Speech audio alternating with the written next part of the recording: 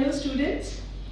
In the last two classes, we have learned about a new topic in civics, that is the organs of the Indian government, where we learned about the two organs, that is the two branches of the Indian government, the legislature and executive. Okay, we know that legislature formulates the laws, okay, by which our country should run, and the executive forms the government. We have learned in the last class how the executive forms the government. So it forms the government to execute the laws. The third branch of our government is judiciary, okay, that interprets the laws that is made by the legislature. Let us today learn about judiciary in detail, okay. Now, this is the judicial structure of our country, where we have the Supreme Court at the tip. Okay, so right on top we have Supreme Court, followed by High Court. Okay, High Court, and then High Court is at the state level, and below that we have the subordinate courts, also known as the lower courts. That includes Lok Adalat, Nyaya Panchayat, and the district courts. Let us learn about all this in detail. Let us start with the Supreme Court first. Now, our constitution provides us with a single unified judiciary. Now, what do you mean by that? Okay, single unified judiciary. That means that our country, India, has an integrated, centralized judicial system at the state level as well as the central level. So you have a central judicial system in our country. Okay, so there will be the laws, okay, applied in the state as well as the laws, same laws will be followed at the parliament. So the state follows the laws made by the state government as well as the parliament, the central level. Secondly, the Supreme Court is said to be the guardian of our constitution. That means the Supreme Court protects the rights, the fundamental rights of the person to be violated. If you recall, in class 7, you have learned about the fundamental rights, that we the citizens of the country have fundamental rights. Okay, these are the right to equality, right to education, right to practice any religion, right against exploitation, the cultural rights, okay, to express any culture, and lastly the constitutional remedies, rights to constitutional remedies. So these are the fundamental, 6 fundamental rights that we citizens enjoy. So the Supreme Court protects the fundamental rights of the citizens, and lastly it interprets all the laws of the union and of the states. The Supreme Court of India is located in New Delhi. This is an image of a Supreme Court in New Delhi. Now, to be appointed as the judge of the Supreme Court, okay, let us learn about its appointment. The Supreme Court is headed by the Chief Justice and other judges, but the number should not exceed more than 30. So maximum 30 judges. Now every judge is appointed by the President, including the Chief Justice, in consultation with the other judges of the country. Once a person is appointed for the post of the judge and the Chief Justice, he holds the office, he or she holds the office for 65 years, till he attains 65 years. Okay? No person or the judge cannot be removed from the office before he attains 65 years. Only if he is proven guilty of any misbehavior, then the President can remove the judge or the Chief Justice from the office, and that is through the process of impeachment. Okay, we have learned what impeachment is in the last class. Okay, now To be eligible for the post of a judge at the Supreme Court, you need to possess these qualifications. First is you must be a citizen of India, so you must be an Indian citizen. Secondly, must have been a judge of a high court for at least 5 years. Okay, we are going to learn what high court is soon. Thirdly, you must have been an advocate of a high court for at least 10 years. Okay, so judge of the high court for 5 years, at least 5 years, can be more. Then an advocate, a lawyer, okay, of a high court for at least or minimum 10 years. Must be in the opinion of the president, a distinguished jurist. That means you have to be a well-known lawyer, well-known jurist in the eyes of the president. So these are the qualifications required to be the judge of a Supreme Court. Now what are the powers of the Supreme Court? Now the cases which come directly to the Supreme Court will come under the original jurisdiction. Okay, so the first power of the Supreme Court is original jurisdiction. What is jurisdiction? It refers to the official power, okay, to make legal decisions or judgments or to solve or settle disputes. So the first power is original jurisdiction, wherein the cases come directly to the Supreme Court. So in what circumstances will it apply? Firstly, if there is a dispute between the government, okay, union government, government of India and the states. Secondly, there are cases between the government of India and any states versus other states. Thirdly, the disputes between 2 or more states. And lastly, if there is a case involving the violation of the fundamental rights of the person. So all these cases will come under original jurisdiction. Next we have appellate jurisdiction. Now under appellate jurisdiction, which is another power of the Supreme Court. Now what is appellate jurisdiction? Now suppose if the person is not satisfied maybe with the decision made by the lower courts, okay, or by the High Court, then he can appeal to the Supreme Court. Supreme Court is the highest court of appeal in the country. So the person, if he is not satisfied by the decision or the judgments made by the High Court, he can appeal to the Supreme Court. That is appellate jurisdiction. And appellate jurisdiction extends to these cases. First one is the constitutional cases. Like for example, if any right of the person is violated, or suppose if there is a misinterpretation of the constitution, then you can appeal to the Supreme Court. Secondly, all the civil cases, okay, cases with regard to business or with regard to fraud in business, generally related to money with the people or with the institution, will come under the civil cases. And you have the criminal cases. So all the criminal matters, like for example dowry debts or rape, murders, or maybe human trafficking, okay, all this will come under the criminal cases. So all these cases which are misjudged sometimes also at the High Court, they will appeal to the Supreme Court. They will come under the appellate jurisdiction. And the third power of the Supreme Court is the advisory jurisdiction. Now what happens here? Sometimes the President may ask the Chief Justice of the Supreme Court to give an advice. The Supreme Court gives an advice to the President. It could be mainly on the constitutional issues. It depends on the President if he accepts or doesn't accept the advice. Okay, but this is one part of the advisory jurisdiction.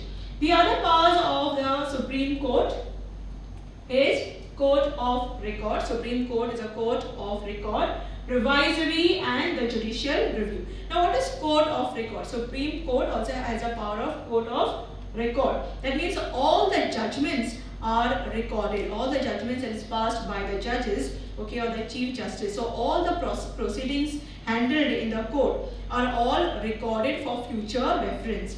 And the High Court and the other subordinate courts are bound to give similar decisions when they have these similar cases. So that is court of record. Second is revisory. Supreme Court also has a power, okay, to review the judgments that is done by the High Court. So sometimes they can revise or also they can pass another decision. If they feel something is misjudged by the High Court, they can also pass a different judgment. The last is the judicial review. The Supreme Court also has a right or the power to examine all the laws written by the legislature and all the orders that are issued by the executive branch of the government. So these are the other powers of the Supreme Court. Now let us learn about the High Court. The High Court is the highest judicial organ in the state. Okay, so in the state at the top most we have the High Court. Each High Court has jurisdiction over one or more states and union territories, which means that every state will have a High Court, but sometimes the Parliament also allows to share a common High Court by 2 or 3 states. Okay, at present we have 25 High Courts in our country. Now, each High Court has a Chief Justice, and this Chief Justice is appointed by the President in consultation of the other judges, the Chief Justice of the Supreme Court and the Governor. In the same way, all the other judges will be appointed by the President. The judges can be removed by the President's order after impeachment. So the High Court judge, okay, once he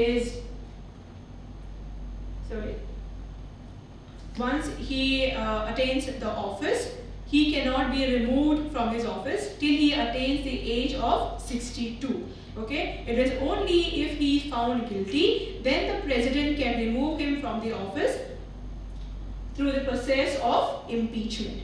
This is the High Court of state, Goa, which is in Panaji. The High Court is generally situated in its capital. Now, what are the qualifications to be a judge of a High Court? Firstly, he must be a citizen of a country of India. Secondly, he should have held a judicial office for 10 years. Thirdly, should have been an advocate of the High Court for at least 10 years, okay, minimum 10 years. And after he receives the office, okay, he serves till he attains the age of 62. Now, what are the powers of the High Court? Similarly, we have the same powers, that is the original jurisdiction and the appellate jurisdiction.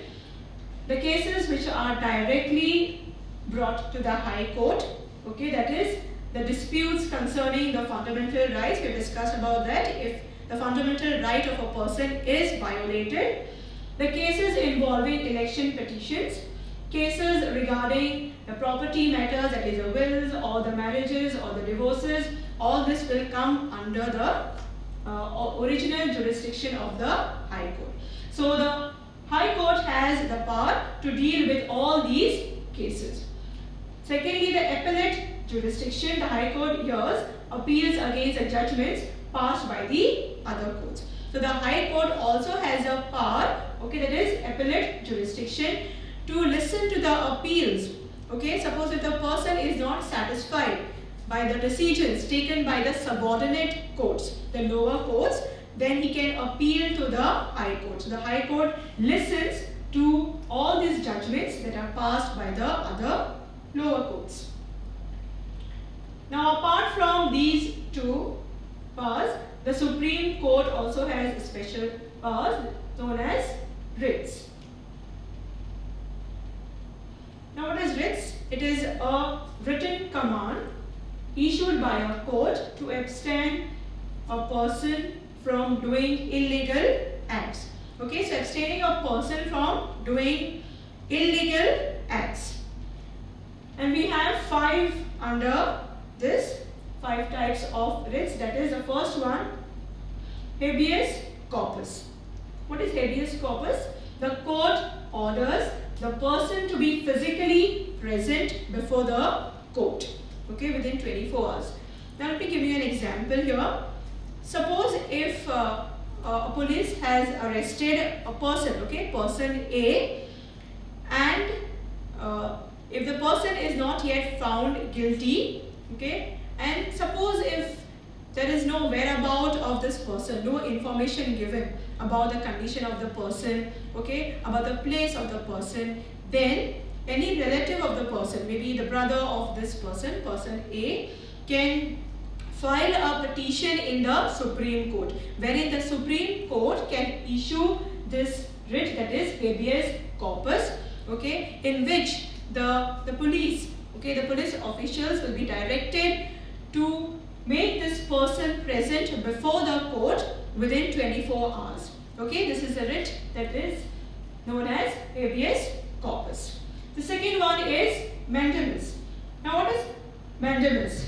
The court orders the performance of duty to the public officials. That means the court, okay, can command the public officials to perform the duty according to the laws of the Constitution. Thirdly, prohibition. The higher court prevents the lower court from exceeding its jurisdiction. So what is prohibition? It prohibits, the higher court prohibits the lower courts to refrain or to stop the proceedings, okay, if it is not under their jurisdiction. Fourth one is certiorari, that is the higher court orders a lower court to transfer a case. That means a higher court has the right to review the judgments that has been passed by the lower courts, and it can also transfer the case under this writ known as certiorari. Last one is quo warranto, to restrain a person from holding a public office. Okay, suppose if a person is holding a public office which is not entitled to, then the court can issue this kind of writ known as quo warranto to stop a person from holding this office. So these are the other powers of the Supreme Court and the High Court.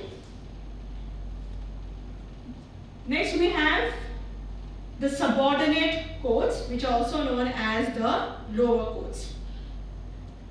Subordinate courts in the state are the district court, the Nyaya Panchayat, and the Lok Adalat.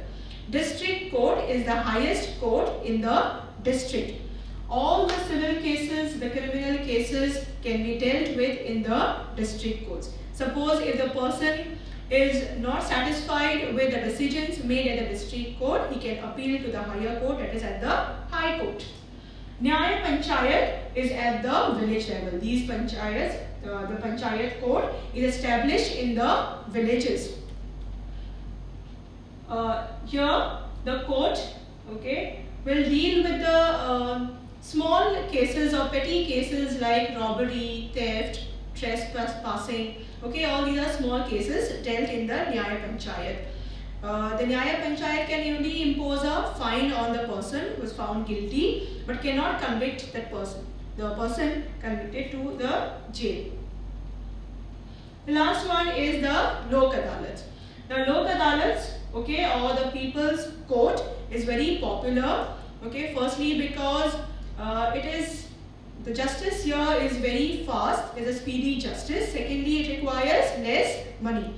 Because all these matters, all these disputes are settled without employing a lawyer.